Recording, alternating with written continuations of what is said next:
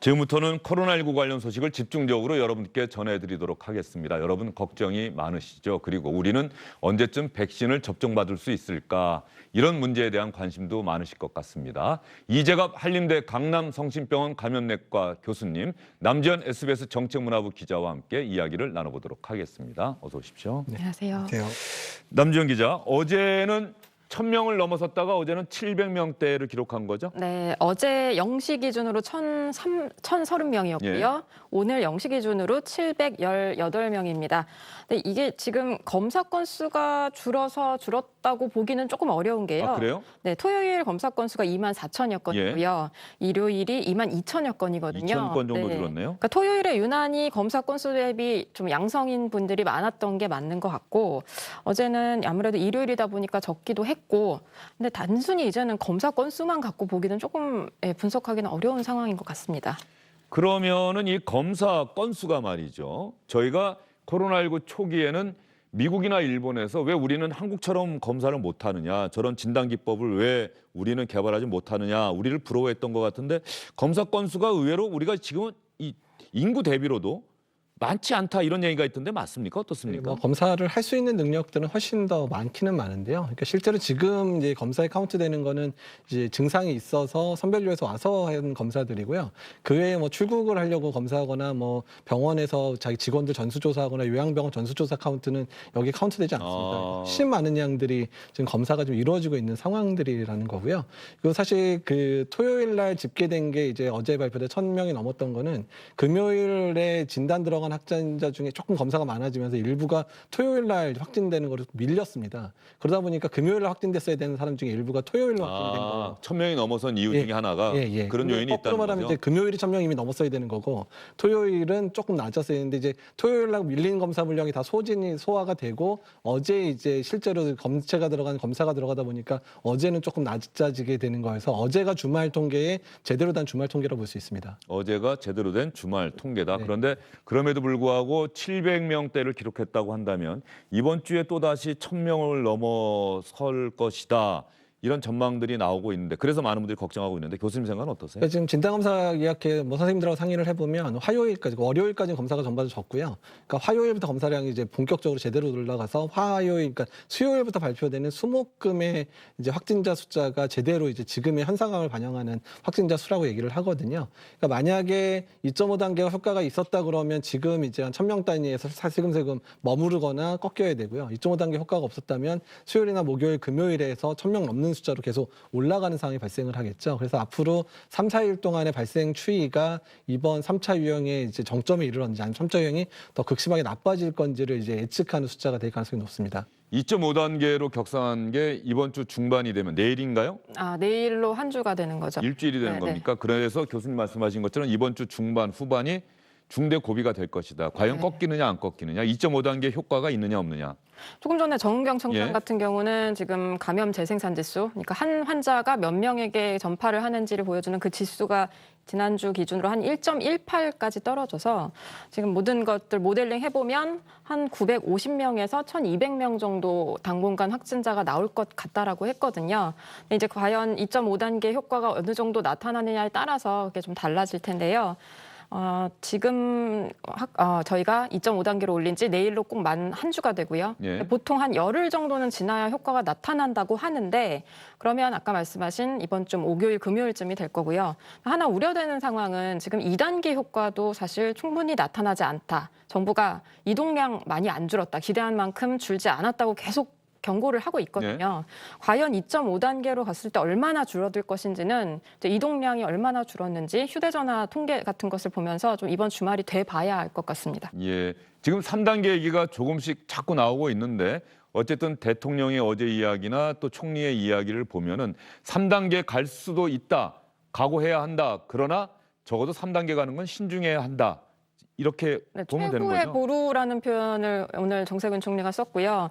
지금 굉장히 다양한 표현을 쓰면서 3단계는 가능하면 안 가기를 원한다. 그 전에 국민들이 사회적 거리두기 하고 마스크 철저히 써주시고 최대한 외출하지 마시라. 그러면서 어떻게든 3단계에 가는 것은 좀 최대한 늦추려고 하고 있는 상황이거든요. 그리고 오늘 아침에 나온 얘기는 이제 3단계 플러스 알파가 될지 아니면 3단계 마이너스 알파가 될지 모르는데 뭐 여러 가지 방안을 검토하고 있다는 이야기도 나오고 있고요. 예. 정부 차원에서 일단 충분히 준비는 하고 있는 것 같습니다. 그러나 언제 어떤 식으로 3단계에 근접하는 그런 격상을 하게 될지는 좀 지켜봐야 될 것 같습니다. 그러면 3단계 사회적 거리두기 3단계와 관련해서 문재인 대통령이 직접 했던 이야기를 여러분과 함께 다시 한번 들어보겠습니다.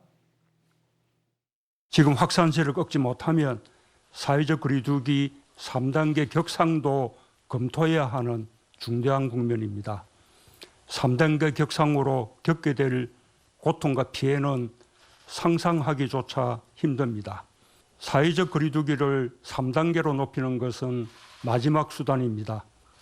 중대본에서는 그 경우까지 대비하여 사전에 준비를 철저히 하고 불가피하다고 판단될 경우 과감하게 결단해 주기 바랍니다. 교수님은 방역 당국과 함께 아마 토론도 많이 하시고 방역 당국에서 어떤 의견을 갖고 계신지 아마 문의도 많이 할 것 같은데 이 3단계 격상에 대해서 교수님은 어떻게 생각하세요? 저는 3단계를 먼저 올려놓는 게 맞지 않을까 생각을 하는데요. 그러니까 만약에 2.5단계 효과가 있어서 이번 주에 만약에 1,000명 미만으로 천천히 꺾인다고 하면 3단계 올려놨다가 뭐 다음 주라도 일단 낮추면 되는 건데, 근데 거꾸로 얘기해서 이번 주 목요일 금요일 넘는데 갑자기 1,200명, 1,300명 올라가게 되면 우리가 이 일주일 정도를 더 고민했던 것 자체가 너무 또 한 단계 또 늦게 도달했구나 이런 생각을 하게 돼서 후회할 수도 있기 때문에 일단은 올려놓고 그다음에 만약에 효과가 나타나기 시작한다면 빨리빨리 낮추는 방향으로 가도 되지 않을까 생각을 하고요. 왜냐하면 지금 겨울철이기 때문에 그러니까 이번 유행 자체가 사회적 거리두기 단계를 아주 강하게 하지 않는 이상에서 꺾이기가 힘든 상황이었거든요. 그래서 만약에 지금 상황에서 적절하게 대처를 안 했을 경우는 정말 파국으로 갈 수도 있는 상황들이라는 점이 첫 번째고, 두 번째는 중환자 의료 체계라든지 일반 환자들의 입원 체계를 정비하려면 시간이 필요합니다. 지금 근데 그런 시간을 좀 벌어야 되는데 1, 2주 정도는 확진자가 반드시 줄어 있어야 이제 뭐 민간 병원들도 병상 준비하기로 했고 이제 준공공 병원들도 좀 병상을 준비하는데 이게 만든다고 금방 되는 게 1, 2주의 시간이 걸리거든요. 그러니까 그런 시간을 벌기 위해서라도 3단계를 올려놓는 게 적당하지 않을까 생각을 하고 있습니다. 이 3단계 관련해서는 문재인 대통령도 최후의 수단이다라고 아까 이야기를 했는데 3단계를 정부가 뭐 방역 당국에서는 아마 당연히 3단계 격상을 더 적극적으로 검토할 것 같은데 정부 입장에서는 자영업자들, 소상공인들 이 생각을 안 할 수가 없잖아요. 3단계가 되면 아예 우리 사회가 문을 닫아버린다. 그러면 그분들은 생업이 완전히 끊어진다. 뭐 이런 우려가 또 있는 것 아니겠습니까? 그렇죠. 3단계 격상되면 한 10명 이상은 모이는 것, 행사 다 금지가 되고요. 뭐 의료기관, 음식점, 편의점 이런 필수 시설 외에는 모든 다중 이용시설 운영이 중단되거든요. 한 202만 곳 정도가 영향을 받는다고 합니다. 그동안 제한적으로 영업을 해왔던 곳들, 예를 들면 결혼식장이라든가 영화관, 공연장, PC방, 미용실 다 문을 닫기 때문에 그런 부분을 신경을 쓰지 않을 수 없을 텐데요. 근데 또 그 자영업 하시는 분들 이야기를 들어보면 지금 너무너무 힘들기 때문에 차라리 빨리 3단계 격상해서 이걸 빨리 어떻게든 차단하고 더 정상화시키는 속도를 좀 빠르게 하는 게 어떻겠느냐, 그런 이야기를 하시는 분들도 상당히 많기 때문에 정부 입장에서도 고민이 깊어질 수밖에 없을 것 같습니다. 네, 또 이 3단계 이런 이제 감염병을 우리가 그동안 접하지 못했던 아주 특별한 상황인데 이런 상황이 되면 임대료도 아예 좀 중단하는 뭐 그런 어떤 제도적 보완 같은 게 좀 이루어지면 얼마나 좋을까 하는 생각이 들어요. 그분들이 만약에 돈을 못 벌고 있는데 여전히 임대료는 내야 된다. 뭐 반값을 깎아준다는 것 때문에 올 초에는 또 그게 미담이 되기도 했었는데 이제는 그것 갖고도 지금 안 된다는 목소리가 워낙 많으니까 감염병 전문가들도 그런 생각 많이 하실 것 같아요. 그러니까 이제 저희도 단계를 격상하자고 할 때 가장 부담을 느끼는 건 이제 경제적인 측면, 특히 자영업자나 뭐 일용직 노동자들이 가장 극심한 피해를 보기 때문인데요. 근데 저희가 계속 강조하는 이유는 이제 아까 말씀하셨지만 예측 가능한 상황을 만들어주는 게 오히려 경제 상황이 좋거든요. 근데 지금 이미 소비는 위축이 됐습니다. 이제 식당 안 가려고 그러서 사람들 어디 안 가려고 그러는데 빨리 상황을 완화시켜서 사람들이 갈 수 있는 상황을 만드는 게 오히려 더 중요하지 않을까 이런 생각을 해본다는 거죠. 예, 참 국민의 생명과 안전이 우선이다. 그럼에도 불구하고 또 국민도 먹고 살아야 되는 거 아니냐. 이 가치가, 이 문제가 끊임없이 충돌하는 게 이 코로나19 상황의 어떤 특수성. 그래서 더더욱 결정이 쉽지 않은 그런 측면인 것 같고요. 자영업자, 소상공인분들은 어쨌든 간에 버는 돈이 없기 때문에 세금도 낼 수가 없고 임대료도 내기가 어렵고 이런 상황이라는 점. 여러분들 참 정말 고생이 많으실 것 같다는 생각이 다시 한번 듭니다. 최근에 코로나19와 관련해서 이 정치권에서도 논쟁이 되고 있습니다. 저희가 이 시간에는 원래 정치권에서 나오는 어떤 정파적인 목소리는 여러분께 잘 전해드리지 않았는데 최근에는 야당에서 자꾸 비판의 목소리가 나오고 있지요. K-방역 그동안 우리가 참 잘한다고 이야기를 했는데 그 결과가 지금의 어떤 3차 대유행을 제대로 제어하지 못하는 상황이냐 이런 비판의 목소리가 자꾸 나오고 있는데 말이죠. 저희가 준비한 영상과 목소리를 한번 들어보겠습니다. 긴 터널의 끝이 보인다는 이 부분과 관련한 영상 그리고 오늘 국민의힘 아침 회의에서 나온 이야기까지 여러분께 들려드리고 나서 이재갑 교수님께 질문을 좀 드려보겠습니다. 드디어 백신과 치료제로 긴 터널의 끝이 보입니다. 실로 엄중하고 비상한 상황입니다. 더는 물러설 곳이 없습니다. 코로나 확산 저지에 총력을 기울여야 할 절체절명의 시간입니다. 코로나의 긴 터널의 끝이 보인다고 운운하던 대통령께서는 지금 지옥문이 열리고 있는 상황을 어떻게 설명하실 것입니까? 우리 정부는 4,400만 명분의 백신을 확보했다고 발표했지만은 그 가운데 확실히 계약이 된 것은 고작 1,000만 명분밖에 되지 않고 그마저도 미 FDA의 승인을 받지 못한 제품이라 안전성 확보에 대한 국민의 우려가 매우 큽니다. 선진국들이 백신 확보 전쟁을 하고 있을 때 우리는 무려 1,200억 가까운 홍보비를 들여서 K-방역 자화자찬에만 몰두했던 것이 아니겠습니까?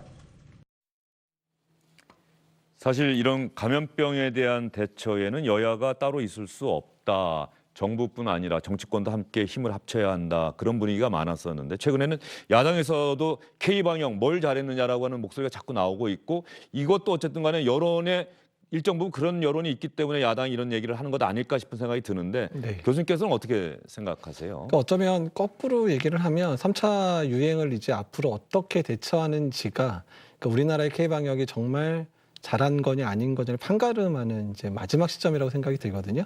그러니까 이제 이번에 많이 힘들 수밖에 없는 상황이니까 사실 우리나라만 그런 게 아니잖아요. 뭐 일본은 우리나라 거의 커브가 거의 동일하게 지금 커브가 그려지고 있고 그다음에 예. 유럽과 미국은 사실 우리나라 비교도 안 되는 상황이긴 하거든요. 그러니까 지금 상황에서 우리가 만약에 미국과 유럽의 길을 그냥 따라간다 그러면 이제 뭐 우리가 가진 K-방역이라는 것 자체가 아무 의미 실체도 없었다는 얘기가 나올 거고요. 만약에 우리가 지금 국민들께서 한 번 더 노력해 주셔서 특히 K-방역의 가장 중요한 부분은 국민들의 자발적인 참여였는데 그런 부분들이 다시금 힘을 발휘한다면 또 3차 유행도 아주 큰 피해 입지 않고 만약에 넘긴다. 이렇게 되면 사실 전 세계적으로도 가장 이제 칭찬받을 수 있는 그런 5천만 명 이상의 아주 큰 인구가 있고 아주 밀집돼 있는 국가에서 이 정도로 막아냈다. 이런 이제 칭송을 받을 수 있는 부분이라 어쩌면 지금이 거꾸로 말하면 절대절명의 위기 상황에 있고 어쩌면 이겨내는 게 가장 중요한 목표가 된다는 생각이 듭니다. 예, 지금 교수님 말씀하신 것처럼 K-방역의 가장 핵심적인 가치와 중요성을 갖는 것은 바로 국민의 자발적인 참여였다. 네. 정부의 대응, 방역당국이나 보건당국의 대응보다도 오히려 국민의 적극적인 참여, 네. 이 부분이 중요한 부분이었다. 네. 그러니까 3차 대유행도 결국은 국민의 참여, 이 부분이 3차 대유행을 얼마나 우리가 빨리 이겨낼 수 있느냐를 결정할 것이다. 네, 맞습니다. 예. 어제 SBS 조동찬 의학 전문 기자가 8시 뉴스에서 나와서 했던 이야기가 생각이 나는데 최근에 그 우리 감염병 전문가들이 모여서 정부에 권고한 사안이 있다. 4가지 사안을 이야기한 것 같은데 말이죠. 남지원 네. 기자. 어떤 내용을 권고를 했다는 겁니까? 일단 지금 상황에서 누구에게 우리의 의료 역량을 집중할 것이냐를 설명한 예. 건데요. 우선순위 이야기한 네, 거군요. 우선순위입니다. 그냥 4가지 동일한 것이 아니고요. 이 화면 보시면 중증 환자 치료를 최우선으로 해라. 그 다음이 중증으로 진행할 수 있는 고위험군을 보호하는 것이고요. 그 다음이 유증상자 관리.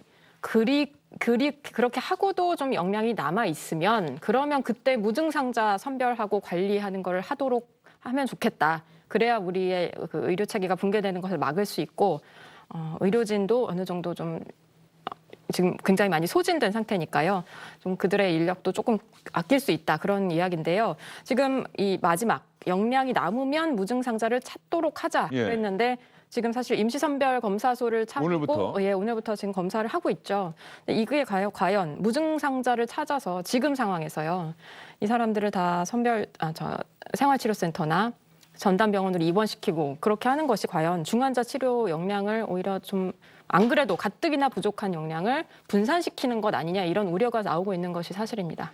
중증이거나 위중한 환자들을 먼저 집중해서 치료를 해야 하고 그다음에 고위험군, 고령자, 기저질환이 있으신 분들.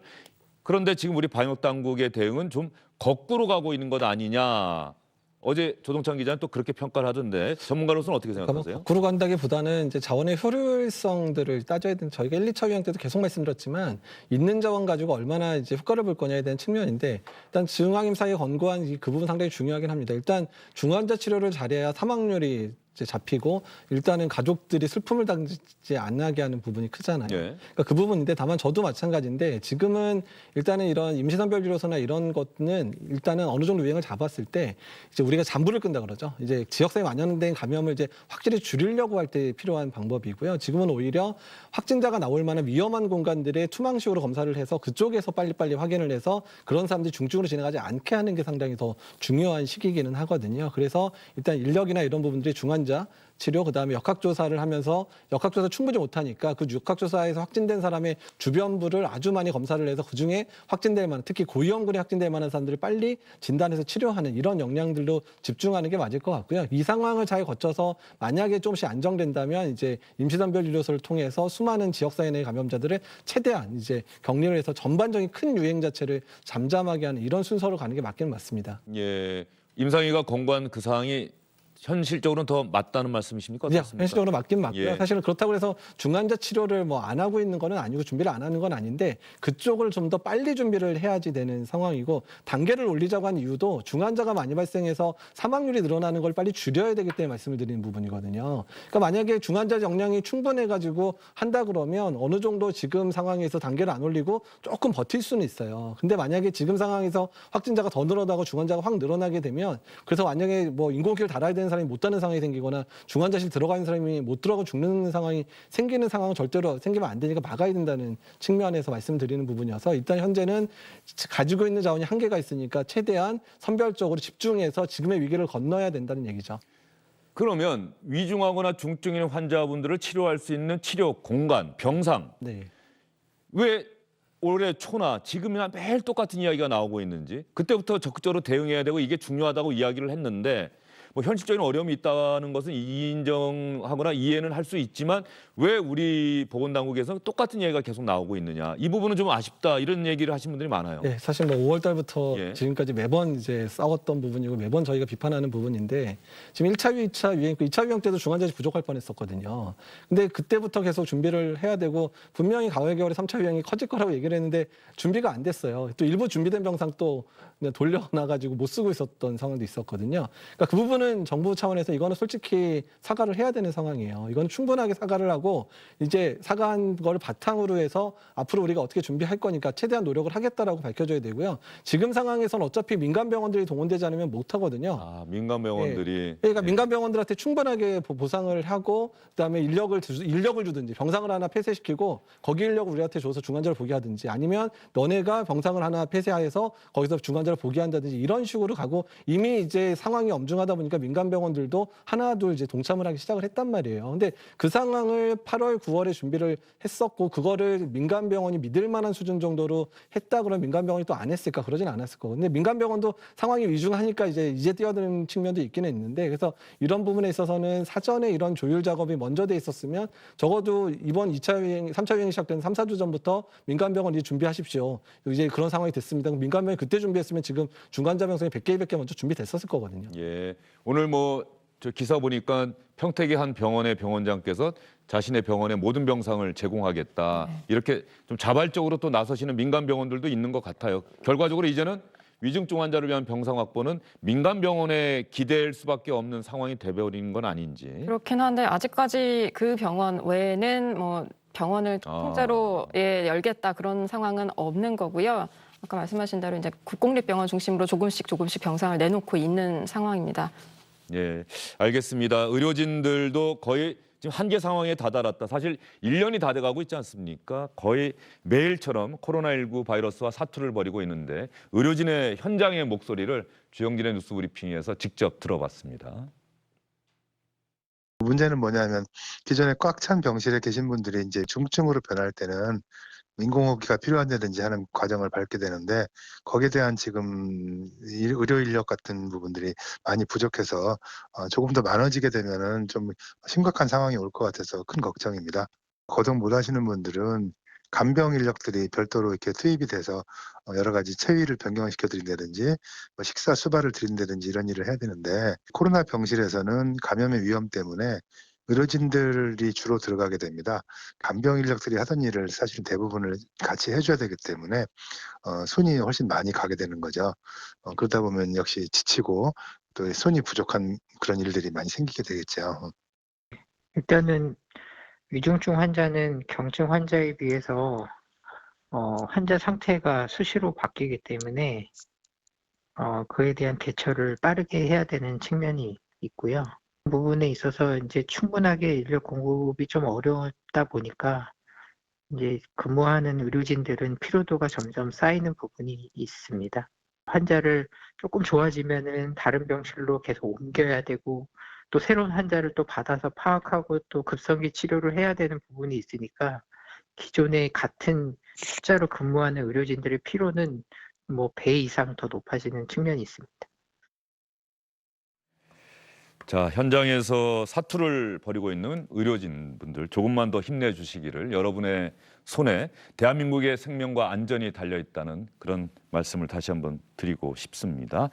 이제 여러분께서 큰 관심을 갖고 계시는 백신과 관련한 이야기를 여러분과 함께 나눠보도록 하겠습니다. 미국에서는 파이자 코로나 백신의 운송 작전이 시작이 됐습니다. 이 작전의 이름이 작전명 초고속. 정말 군사작전을 방불케 하고 있는데 저희가 준비한 영상 한번 보시고 이야기를 이어가도록 하겠습니다.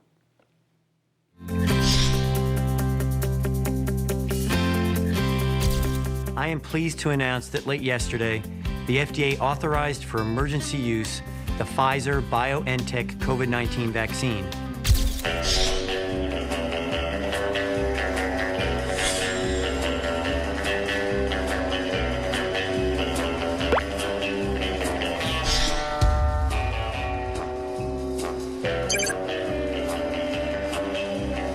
So we need to have immunized about 75 or 80% of the US population before herd immunity can really be established.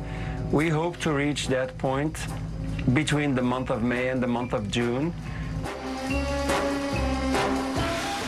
내년 5월이나 6월 중에는 집단 면역이 생기기를 바라고 있습니다. 미국의 방역 전문가는 이렇게 이야기를 하고 있는데 이제 많은 분들이 제가 지난주부터 저도 궁금해서 출연하신 분들께 지난주에도 이재갑 교수님께 질문을 드렸던 기억이 나는데 자, 우리는 도대체 언제가 가능한 것이냐. 정부가 여러 차례 설명을 했는데 공식적으로 브리핑까지 했는데도 잘 모르겠다. 기약 없다는 얘기 아니냐. 이런 불신이 여전히 자리 잡고 있는 것 같아요.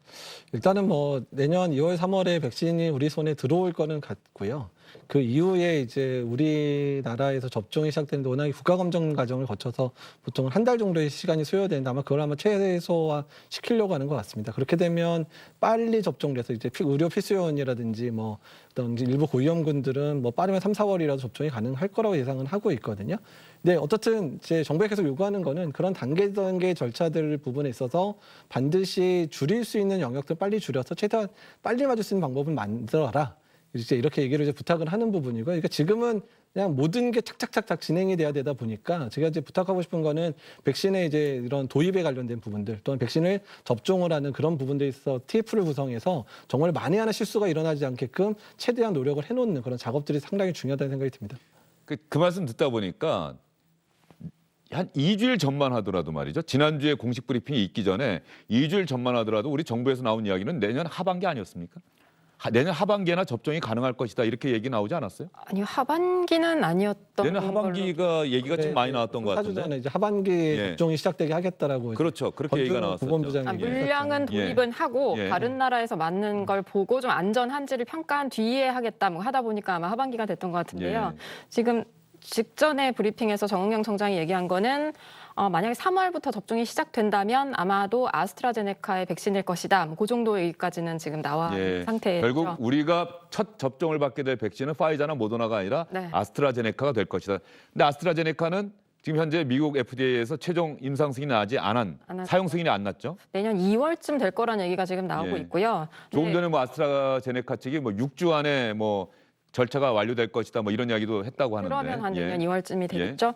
네, 지금 사실 미국 FDA도 있지만 유럽에서의 승인 절차도 있고요. 또 세계보건기구에서 하는 PQ라는 그 사전 적정성 평가인가요? 그런 절차도 있기 때문에 반드시 이제 미국 FDA 승인만 바라보고 있을 건 아니거든요. 그렇기 때문에 너무 아스트라제네카 백신에 대해서 너무 불안감을 가질 필요는 없을 것 같고요. 일단 파이자가 미국에서 접종을 오늘이죠. 미국 시간으로 14일 월요일부터 시작하면 미국에선 또 어떤지 그리고 먼저 시작한 영국에서의 뭐 부작용이나 그런 것들은 없는지 좀 꼼꼼하게 살펴보면서 일단 아스트라제네카 접종부터 좀 준비하는 게 중요할 것 같습니다. 자, 그러면 백신 접종 시기와 관련해서 민주당 이낙연 대표가 했던 이야기 그리고 정은경 질병관리청장이 오늘 기자의 질문을 받고 한 이야기를 차례로 여러분께 들려드리겠습니다. 치료제 사용과 백신 접종을 최대한 앞당기도록 최선을 다하겠습니다. 치료제 사용은 내년 1월 하순 이전, 백신 접종은 3월 이전에 시작하도록 노력하고 있습니다. 아마 3월에 백신을 접종하는 거를 대표께서 말씀을 주셨는데 가장 빨리 국내에 도입이 될 걸로 보고 있는 거는 아스트라제네카 백신이 이제 국내 생산이기도 하고 또 공급의 시기 면에서도 이제 가장 빠를 걸로 예측을 하고 있습니다. 그런데 지금 이야기를 들어보면 여당 대표가 3월 이전이 되도록 노력하고 있습니다라고 이야기를 하고 정은경 청장은 이낙연 대표가 그렇게 얘기를 했다고 하는데 그렇다면 아스트라제네카 백신이 되지 않을까 생각합니다. 왜 이야기를 방역당국이나 보건당국에서 먼저 주도적으로 언제쯤이 될 겁니다라고 왜 이렇게 콕 집어서 이야기를 하지 못할까? 이건 결국 정치권의 영역인 건가? 그러니까 정치권의 영역이라기보다는 그러니까 백신이 실제로 국민들한테 접종되기까지 넘어야 될 사안이 너무너무 많습니다. 그러니까 아스트라제네카 임상이 이제 종료가 됐거든요. 그러니까 추가 임상 얘기도 나오기는 하는데 그 승인되는 과정도 어떻게 될지 좀 고민이 필요하고 또 우리나라에서 좀 생산되는 양하고 외국에 생산되는 양하고 어떤 게 국내에 먼저 공급될지에 대한 그 부분도 조정을 해야 되는 측면들이 있기 때문에 그러니까 변수가 너무 많다 보니까 이제 행정을 담당하는 사람 입장에서는 그게 잘못됐을 때 그런 파장이나 이런 부분 고려해서 매우 보수적으로 얘기하는 측면들이 있거든요. 그래서 그런 부분 고려를 하시는 게 좋지 않을까 생각합니다. 백신 구매와 관련해서 우리가 선구매하기가 적어도 공직에서 몸담고 있는 사람 입장에서는 쉽지가 않을 수 있다. 네. 만에 하나 부작용이 생기고 큰 문제가 생겼을 경우에 그 책임을 어떻게 할 것인가. 이런 부분들도 사실은 좀 엄연히 존재하고 있는 건데 그 부분까지 좀 고려를 해야 된다. 예, 그런 부분 고려해야 되고 사실 우리나라가 사실은 이런 행정을 제대로 하기 위해서는 그러니까 좀 잘못되더라도 적극 행정을 했을 때 만약에 생기는 여러 문제에 대해서 우리나라가 감사원이나 국회에서 그런 걸 그걸 변명을 받아들여주냐 아직까지 그러지 않았었거든요. 실례도 실제로 있었기 때문에 그래서 이런 지금 같은 이제 위기 상황에서는 그런 적극 행정을 하는 부분에 있어서는 일단 추후에 대한 책임은 이제 묻지 않는 정도의 그런 각오를 하고 조정을 해주셔야 이런 부분 백신과 도입에 관련된 부분들도 좀 더 빨리 진행될 수 있지 않을까 생각을 하고 있습니다. 예, 이재갑 교수님이 아주 중요한 말씀해 주신 것 같습니다. 코로나19 사태가 정리가 되면 우리의 행정, 적어도 공직사회에서 적극적으로 국민을 위해서 한 행정일 경우에는 문제가 생길 경우라도 조금은 책임을 면해주는 그런 것도 적극적으로 고려해 볼 필요가 있다. 알겠습니다. 두 분과의 말씀 여기까지 듣도록 하겠습니다. 수고 많으셨습니다. 네, 감사합니다.